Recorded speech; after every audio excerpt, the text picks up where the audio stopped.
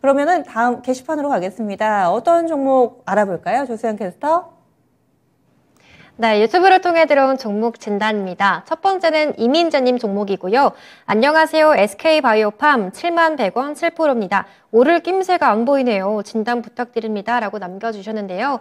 오늘 SK바이오팜 61,200원으로 마감했습니다. 차트를 좀 살펴보니까요. 작년 11월부터 올해 2월까지 7만 원대에서 좀 횡보하다가 지금은 6만 원대까지 밀린 상황인데요. SK바이오팜 같은 경우에는 예상보다 작년 4분기 실적이 더 좋지가 않았고요. 실적 때문인지 발표 이후로 주가가 조금 더 빠졌습니다. 그런데 요즘 제약바이오 섹터가 좀 잠잠하다가 일부 대형주들 좀 반등하고 있는데요.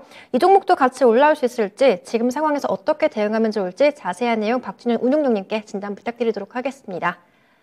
예, 바이오 종목 업종을 전체적으로 봐야 되고, 이제 SK 바이오팜의 개별적인 자료를 좀 봐야 되는데, 일단은 개인적으로 저는 바이오 종목도 자꾸 말씀드리지만은, 현재와 같은 그 유동성, 금리, 유동성이 유치된 상태에서는, 자금 사정이 안 좋은 상태에서는 상당히, 쉽지가 않거든요. 자금 조달하는데. 그래서 전체적으로 바이오 종목들이 최근에 좀 워낙 안 좋다가, 최근에 셀트리온의 서정진 회장 복귀 소식 위에 약간 셀트론이 올라오면서 다른 것도 약간 좀 꿈틀대고 있는 쪽이거든요. 근데 기본적으로 바이오 회사 같은 경우는 계속 신약 개발하는데 돈이 들어가기 때문에 자금 조달이 어려운 회사들은 어려워질 수가 있다고 좀 봐야 될 것 같고요.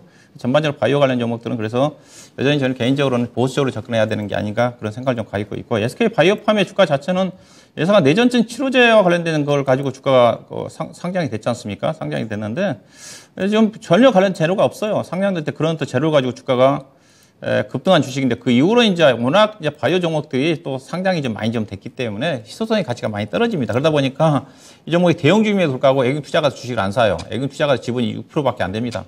그래서 그런 개인 투자가 낙폭 과대했다는 어떤 단기 반등을 염두에 두고 있는 그런 매수밖에 전개되지 않는다고 좀 봐야 될 것 같고요. 그럴 수밖에 없는 게 우리나라 바이오 기업들이 전체적으로 성장성만 많이 부각이 됐지 실적이 따라주지 않는다고 그렇습니다. 미국에 있는 바이오 기업들, 대표적으로 암젠이라든가 관련된 기업들을 보시게 되게 되면 자기 자본율이 100%가 넘습니다. 적자 나는 회사들이 없어요. PER 기준에서 PER 기준에서 본다 한다면 대부분 다 15배 정도, 20배 미만이에요. 근데 우리나라 기업들은 대부분 다 적자지 않습니까? 이제 그런 또 보이라 봐야 될 것 같고, 아마 에quity 사더라도 삼성 바이오리스라든가 셀트리온 제약 정도로 사지 않겠는가, 그렇게 좀 봐야 될 것 같고요. 일단은 SK 바이오팜의 현재 시가총액이 지금 5조 원대 미만까지 떨어졌습니다. 지금 4조 8천억대 되는 주식이고, 뇌전증 치료제와 관련된 것들이 이슈화되면 될지 모르겠지만은 나온다 하더라도 주가가 과거처럼 요즘 신약 개발 관련해서 재료가 나오더라도 약발이 안 통하거든요. 전반적으로 그렇지 않습니까? 그래서 단기 반등을 좀 노리는 전략밖에 현재로서는 기대할 게 없지 않게 봐야 될 것 같고요. 우리 청자님이 7만 원대 사셨는데 딱 지금 보시면 차트를 보시게 되게 되면 7만 원대 지금 가장 지금 많이 물려 있어요. 지금 차트를 보시게 이게 지금 파란띠가 매물층이지 않습니까? 이게 딱 7만 원이잖아요. 7만 원에서부터 7만 3천 원 사이네요. 전체 보시게 되게 되면 뭐 작년도 1월 달부터 보니까 전체 거래량의 20%가 최근에 거의 2년 동안 1년 한 4, 5개월 기준으로 해가지고 가장 지금 매물층이 많이 포진된 자체가 우리 시청자님 7만 원대 매수한 가격대네요. 여기가 강한 저항선이죠. 현재 본다 한다면 여기를 돌파하기는 어렵죠. 그렇게 본다 한다면 현재 기술적으로 본다 한다면 6만 8천 원 정도가 현재로서는 여기를 돌파하기 쉽지 않아 보니, 여기 돌파하기 위해서는 앞서 강한 재료가 나와야 될 것 같습니다. 제약업종에 대한 어떤 강한 모멘텀이 좀 나와야 되지 않겠나. 저는 개인적으로 제약업종의 반등 시기 자체를 저는 하반기 정도로 좀 보고 있는 쪽이거든요. 그래서 현재로 봐서는 상반기 정도에서는 6만 8천 원 정도가 상당한 강한 저항선을 좀 작용하지 않겠는가.